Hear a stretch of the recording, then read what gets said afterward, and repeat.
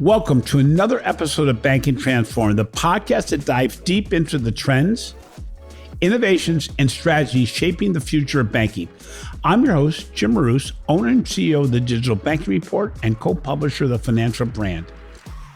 As the banking industry continues to evolve, modern technology may make all the headlines, but it is clear that leaders must embrace change, challenge conventional thinking, and proactively seek out new opportunities for growth and innovation to be successful. In today's episode of Banking Transformed, we are honored to have Faisal Hoque, best-selling author and winner of Deloitte Technology's Fast 50 designation. He joins us to discuss how effective leaders understand the importance of continuous learning and development, both for themselves and their employees, and how it can help them stay ahead of the curve and build the skills necessary to thrive in an ever-changing environment.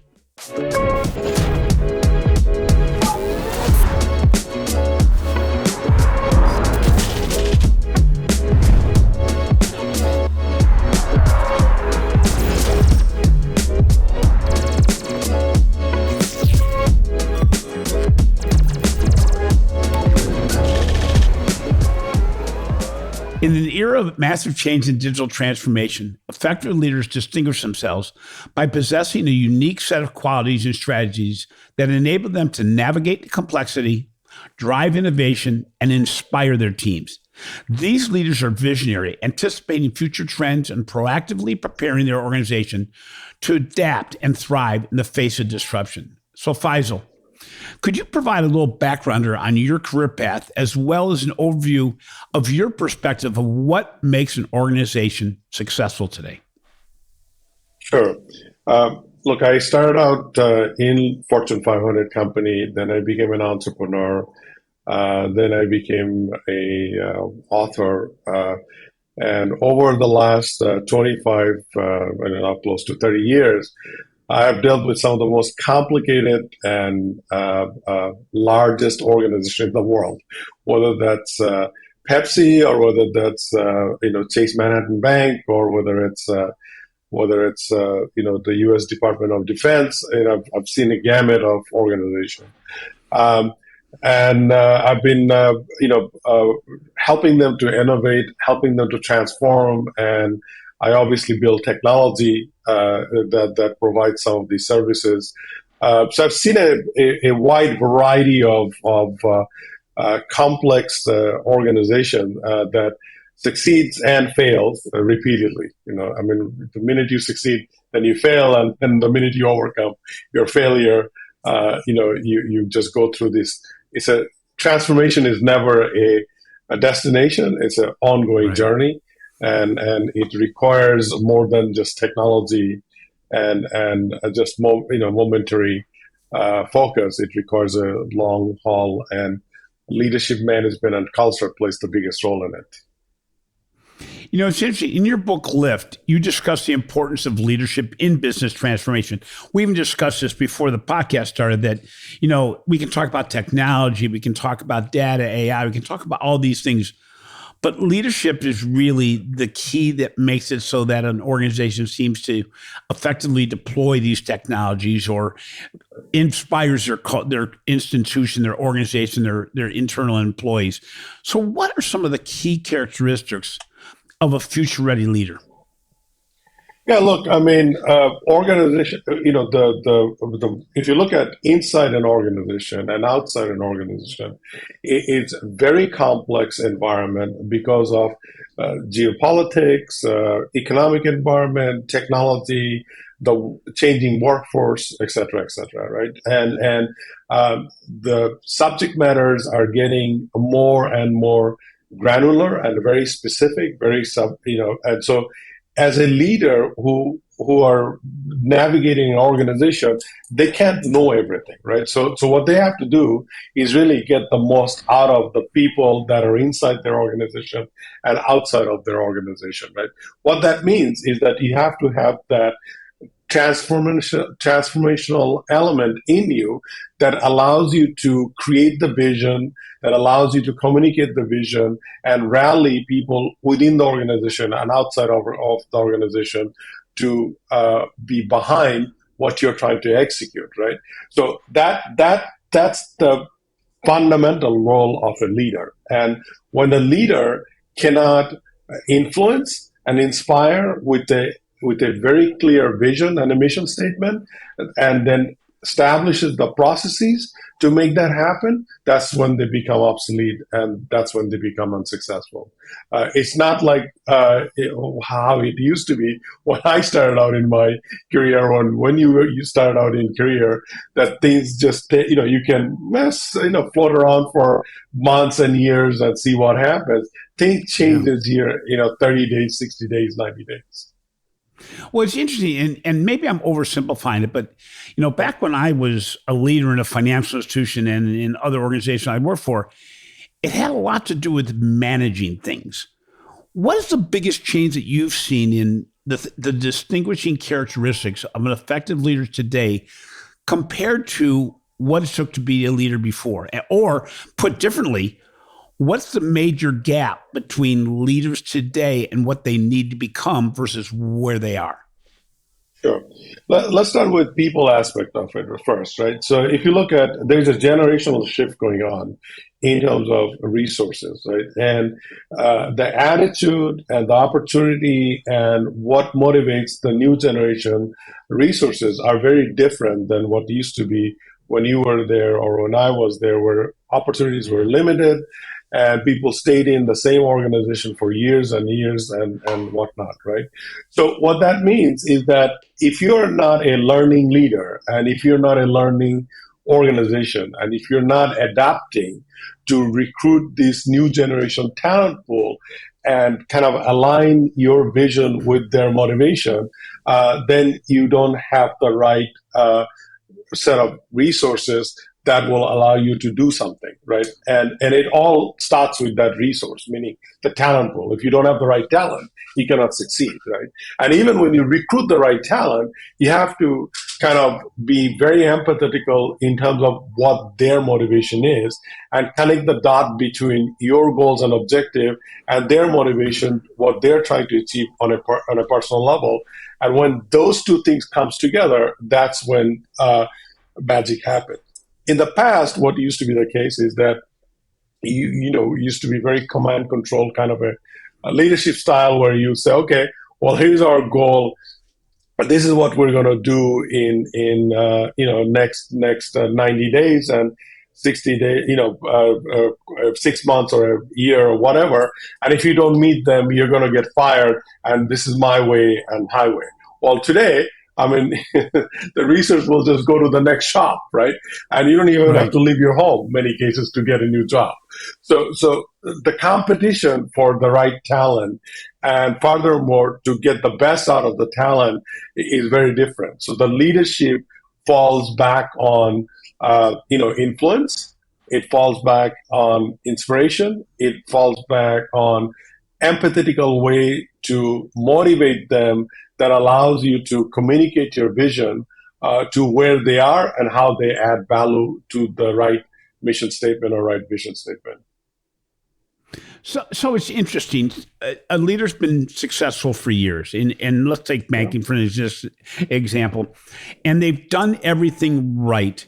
When you go into an organization and try to help them get more future ready, get more resilient, do you have to suggest to a leader to change their stripes, or do you look for those characteristics in the current leader to look at them doing their different job differently? Or in many cases, do you effectively say that the leaders almost got to fire themselves to make change happen within an organization? Because I think the biggest missing part is, change sucks. And I use that term quite a bit. And I talk about the doctor appointment, that until something is urgent, nobody really takes action. And in banking, things never seem urgent. They seem like the sky is falling, and that Chicken Little. And then you say, okay, the reality is I don't really have to do what you say. What do you usually recommend a leader does that they can do, they can actually implement? Look, I mean, anytime I go into any organization, and usually these are complex organizations, right? I ask the leader that you have to give me, a open access to your people so that I can go talk to them, because it's not what the leader says. the Right. reflection of the organization is the people that is in the organization, right? So I usually go and talk to rank and files and the senior and the mid-level management, and when you do that, you get a pretty good idea where they are. And they will tell you whether they're happy, whether Yep. they have a clear direction, whether they are making impact, whether they are lacking processes, or whether they're lacking tools, etc., etc. Right. So after I do that, then I sit down with the leader and so dear leader, look, I'm going to give you a anonymous feedback from a collection of people that will tell you exactly where you are, right? And usually when I tell them where they are, they find it very shocking because they think they're much better than what where the organization really is. Because often enough, they got the money or they're making the money, and according to them, things are fine. What they're missing is Right. that it's like that slow drain, and they're becoming less and less relevant as the organization grown up. And you talked about leader firing themselves. And it's not an age thing, or it's not like how long you have been in the organization. It's really a reflection whether the leader themselves pushes them to be in the uncomfortable zone by constant learning and driving themselves to be changed, and therefore having the foresight to drive change in the organization, right? So when they don't do that, that's when they become obsolete. And when you put together a way forward plan for them, often they don't want to hear the fact that people don't understand what the vision is. People don't understand what their strat plan is. People don't understand that the process they're supposed to execute, what they're supposed to execute. Leader doesn't often understand that the people in rank and file really doesn't understand their roles and responsibilities.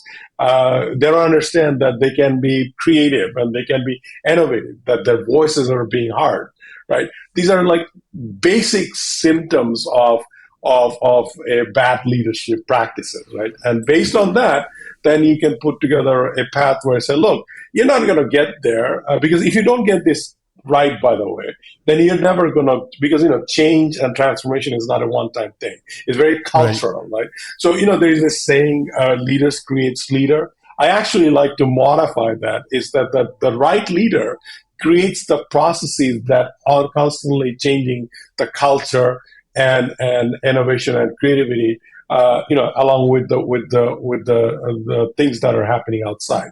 Because if you do that, then it's not dependent on you. It's an engine, right? It's a cultural engine that you Yeah. have to establish.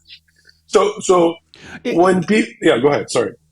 no, no. This is just. I've interviewed so many people about leadership, and no one's ever. I don't remember anybody ever saying, get a third party assessment of the health of your leadership, almost like a doctor does the assessment of a person's health. And Yeah. from this third party assessment, you can get a true read on where you are in these key traits. And you may not like it, but it's still what was the assessment. You can walk away from it, but you're Yeah. probably just reinforcing what the people thought already about your inability to change. And you're right, your people are going to have a better idea of what is lacking. Yeah. And, again, the third party assessment is so important because you need a third party to say, yeah, you may not like the answer, but in my experience as a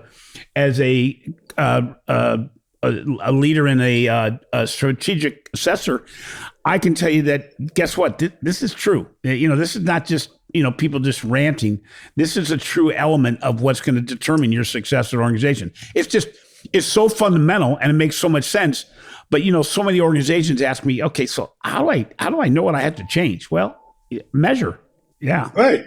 Absolutely. But, so I know there's basic things, right? I mean, if you look for, I'll just boil it down to like basic fundamental things. You have an org chart. Great. You have an org chart. Okay. Do you have a charter for each of the groups? along with the charter, do you have job description for people, what they're supposed to do? Do you have a strat plan that lays down like a quarterly, yearly, and a long-term plan? Does the people understand those strat plan and your goals and in the context of their roles and responsibility? Do the people understand whatever they're doing is having an impact in that overall, the strat plan and goals and objective? It's a funny thing, like people say, okay, we all need strategy, but nobody wants to do the strategy. Nobody wants to take the time to do the strategy, right? We're all running, but we don't want to take a pause. If you don't take a pause and if you don't reflect what's not working, you cannot ever improve. It's like, it's like a health, right? And why do we say like we got to rest? And why do we say we have to take time to eat? Why do you say we have to take time to exercise? Well, those are basically pause from doing the mundane things we do. You cannot be strategic if you're constantly focusing on mundane day-to-day fire, right? So it's a behavioral and cultural change that are deeply tied to organizational psychology. The organizational psychology is the collective reflection of people that makes up that organization, right? And they're the one who knows where and how they feel. It's, if you listen to the best leaders, they always have a pulse. They always have a gut instinct on how their people feel. And they try to navigate the organization from that point of view, but immediately focus on putting together the process so that it becomes repeatable, right? So you have to have emotional intelligence, but if you cannot execute with process, then you fail, right? So you kind of need both. Yeah. You have to be inspirational, you have to influential, you have to have emotional intelligence, but you also have to have process and tools that make things repeatable. If you don't, then you don't. Well, it's interesting. In another one of your books, Everything Connects, you emphasize the importance of the interconnectedness of business, but you also talk about fostering a culture of collaboration and innovation. Using in banking, a lot of organizations now looking at partnerships with outside organizations that can improve their innovation skills, their speed and scale of innovation. Can you talk a little bit about the importance of the connectivity of business, but also the importance of collaboration, both internal and external? Sure. Look, I mean, creativity may start as a solo act, right? Somebody thinks of an idea and they think they have a solution or an offering or something that could change a company's or an organization's business model or their progress, whatever. But that creativity, innovation, because of the complex nature of the organization and the market today, doesn't sustain or doesn't even get created unless it's collaborative, because it requires multidisciplinary approach to build anything sustainable, right? So this is why the importance of collaboration, and this is why the importance of figuring out a process where you can repeat this over and over again. Where the connectivity comes in is the recognition that I can connect my thoughts and ideas with the needs and the expertise of other people that is within my ecosystem, right? And so you have to be able to be a very self-aware leader or an individual that knows your weaknesses and your deficiency as well as your strength, and be able to rally the people that adds the other missing ingredients that makes up the final offering, right? And that's why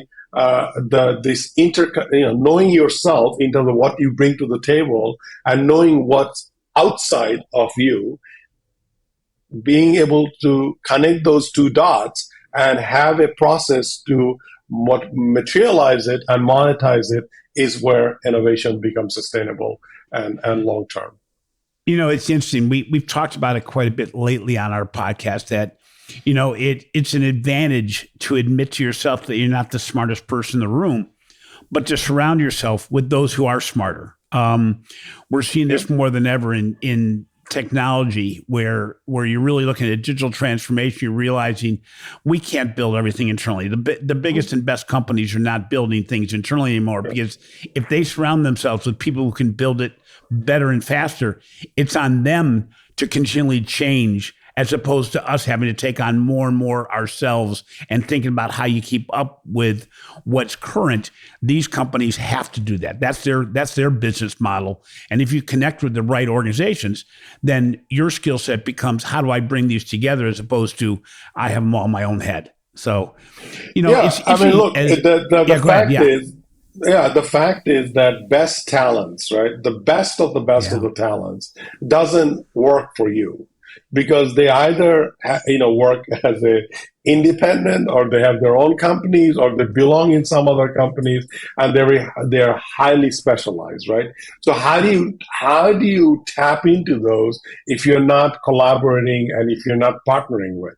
This idea of co-opetition kind of emerged in late 80s and early 90s.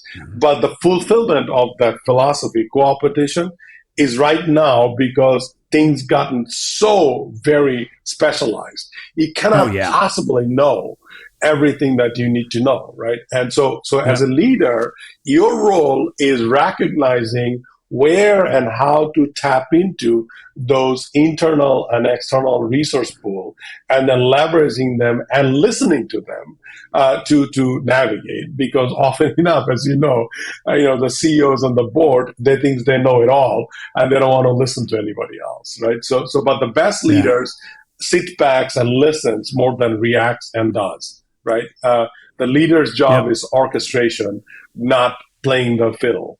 That's, if I can use that, right? So they may know how to play the fiddle, but they got to be the orchestra director, or orchestra, the conductor, not the violin player. Faisal, as an organization that has been recognized as the Deloitte Technology Fast 50 company, and you're working with so many different organizations in different industries, are there any common traits that you've observed among the most successful and resilient firms? Yeah, look, there's a common leadership and management trait that exists in successful organization, right? They are listener, they are collaborator, they are influencer, not necessarily commanding and demanding. They are very much focused on getting the best out of their people, and they are best in partnership. They go and forge partnership with inside the organization and as well as outside of the organization, that brings things from outside in, and it also expose whatever you have to the outside world. So it's the role of the CEO and the role of a leader today is very much of as I was saying, a conductor, and not necessarily the best pianist or the best violinist, right? Because it's a really the role of people who brings people together. And by the way, that comes from having deep empathy and practicing empathy and mindfulness, so that you constantly try to learn about other people. And that's hard, because we are all very self-absorbed, and we like to focus on our need and our goals, not necessarily what other people needs and other people wants. But the greatest CEOs focus on that element of it, and that comes from constant practice of empathy and mindfulness. So Faisal, in your book, Reinvent, you discuss the need for leaders to adapt and evolve continuously. We've touched this in the first part of this podcast as well. How do you keep that energy going? How do you keep that as a foundation for really evolving not just yourself, but your whole organization? Look, it's really a cultural and process issue, right? So the best leaders are the best champions of change culture, meaning a culture that's driven by nonstop learning, nonstop change. But you cannot do change for the change's sake. Change has to be managed, and change has to be orchestrated based on the goals and objective you have. But the change also comes from having the right processes and having the right tools and the technology that helps you to make those decisions, right? So it's like, when you fly a plane, you have your navigation board. You don't want to fly blind because you're going to Right. hit something, right? So, what best leaders must have a set of navigational tools, processes, dashboard, whatever you want to call it, that allows them to get a pulse of the organization in terms of where they're going, how well they're performing, where the new ideas are coming from, how those new ideas turning into an innovation portfolio, and then how they're executing on those things with right measurements and right matrix, right? When the leaders does that, that's when they are able to reinvent themselves on a regular basis, right? It's not like you constantly have to go around and say, reinvent, change, and change, and change. But people say, what does that mean? It has to be contextual and it has to be meaningful. So if you don't have a vision, say, we are at point A and we're going to have these elements of change. The elements of change could be that, well, number one, we're going to create better, next level of organizational capabilities that allows us to do X, Y, Z. Change number two could be that we are producing this kind of product and offering. 3 years from now, we're going to produce these different kind of product and services. Number three, we're going to go. We are distributing our product and services this way today. 3 years from now, we're going to distribute our product and services in a different way because the markets are going to change, and these are the trend that's happening in the market. On and on and on. So you're going to have these 3 to 5 critical elements that touches your organization, the product and services that you're producing, the way you're distributing, the way you are, measuring the success and failures. Only then you can kind of navigate the organization in the right way. So how do you effectively communicate this vision for change and get buy-in from your team? Because you may internally believe in all these things, but how do you make it so you get everybody on the same page? So look, it's a twofold thing. Organization, it's really people. They have to know why they're doing what they're doing and why does it matter to them and how they're going to do this. Those three things, right? So you have to start with, if you say, look, we need to be in a different market, you have to explain to them why you need to be in a different market and how does that impact them? Meaning, how does that impact individual people? So, if you go to a different market, does it allow them to, skill up? Does it allow them to make more money? Does it allow them to get more job satisfaction because maybe they're making a global impact with the product offering they're producing? All of those elements is what the motivational factor for people to rally behind your idea and thoughts. So you have to be a transformational change agent as a leader that constantly focusing on that communication and inspiration versus just saying, okay, let me figure out what product we are going to develop. What product you're going to develop should come from the people that you have, but you have to create the environment so that they feel that they can create new product and offering. And by the way, you have to be also very, very much, of the mindset of that there will be a failure, there will be false start, and you're going to learn from that, and you're going to move, right? If you say, well, you're going to punish people because they didn't succeed, then nobody's going to be motivated to create anything new, right? So right. This mentality of change comes from also embracing failure and learning, and say, what can we do better, and how do we go from where we are today, and how we go forward tomorrow. So you mentioned reinvent. In that book, I wrote a book 25 years ago called E-Enterprise about digital transformation, and I wanted to do a refresher. So that's why I wrote Reinvent last year. Yep. And a lot of the things have changed in terms of technology. There are some things that have changed in terms of workforce and the new generation of this generational shift. But the fundamental of leadership, management, and what works, what doesn't work remains the same. And I prescribe kind of this 5-step process where you start, it starts with learning and studying, and then creating a path forward, and then monitoring and navigating, and kind of taking a pause and reevaluating what works and what doesn't work. And that 5-step process is what allows you to constantly reinvent yourself as an individual, but also as an organization. They're all interconnected. We're up against a whole lot of change right now, and yeah. There's not a discussion we have in business that at some point doesn't hit on AI.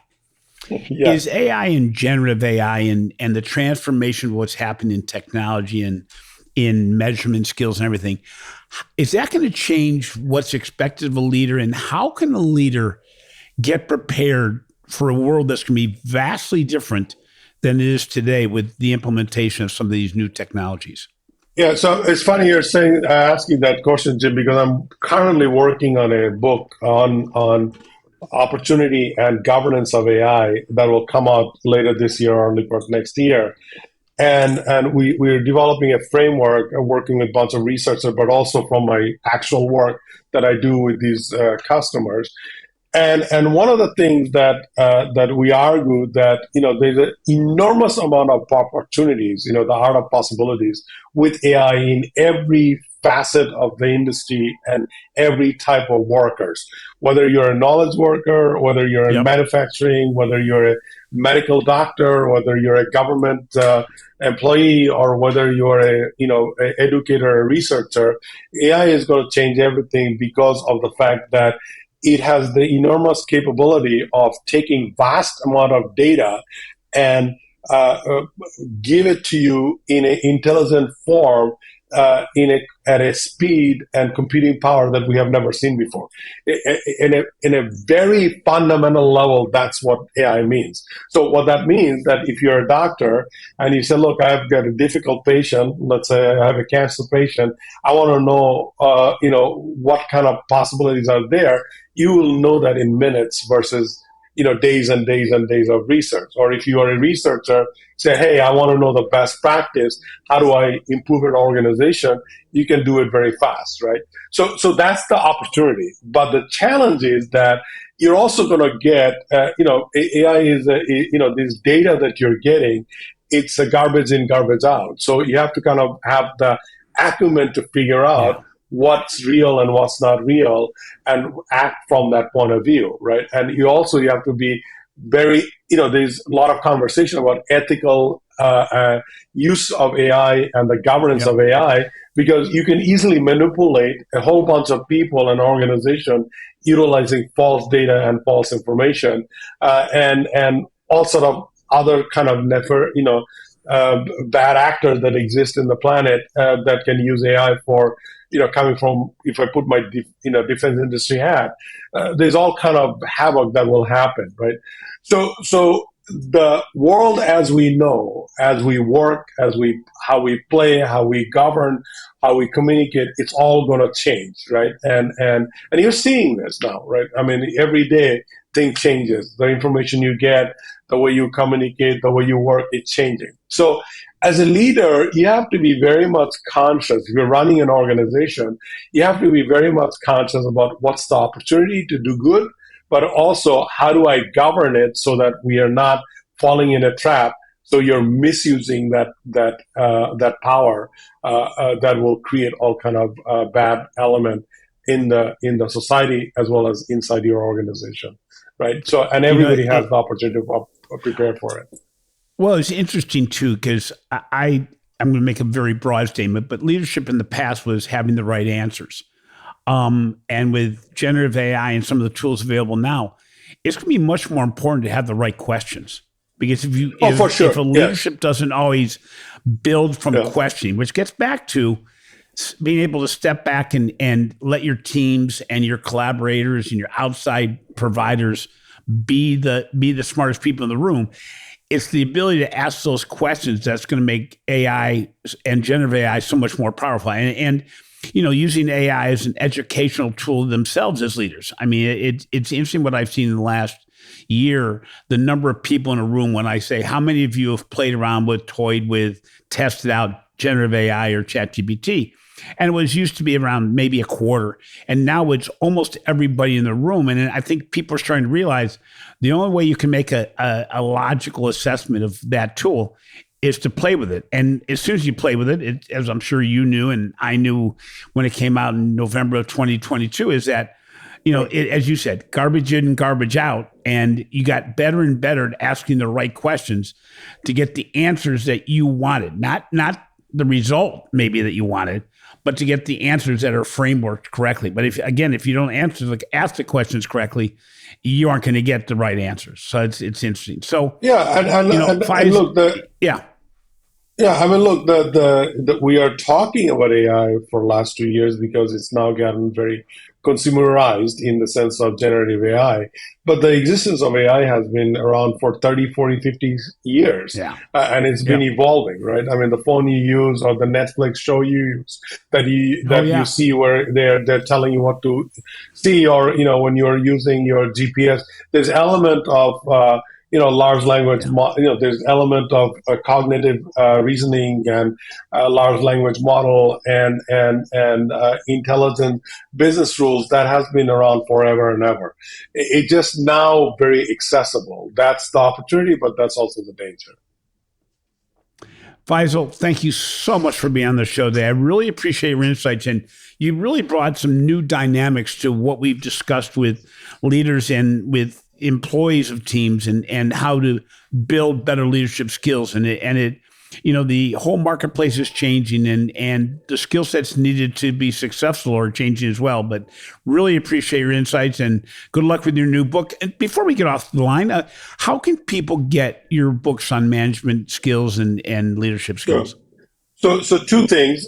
You can get it on Amazon. You can get it in Barnes & Noble. And by the way, all the book proceed goes to cancer research because my son, who is now 21, is a cancer survivor. So it goes to blood cancer research. So if you buy the books, you obviously will maybe learn some of the things that I have learned or learn from my mistakes, but you're also going to buy it for a good cause. So I encourage everybody to go buy a book. I don't need anything, but if you find value into it, a great cause. It's one of the causes that I'm very much behind, as well as my team knows. Really appreciate your time today, Faisal. Thank you for having me. Thanks for listening to Banking Transform, the top podcast in retail banking and the winner of 3 international awards for podcast excellence. We appreciate your support. If you enjoy what we're doing, please take some time to show some love in the form of a review. Speaking of reviews, thanks to John H. from Missouri for his recent review. He wrote, "Really enjoyed Jim's podcast, especially when I'm out walking the dog or taking a run. It's great to get this thinking while I'm doing something I love to do." This has been a production of Evergreen Podcast. A special thank you to our senior producer, Leah Haslage, audio engineer, Chris Fathalius, and video producer, Will Pritz.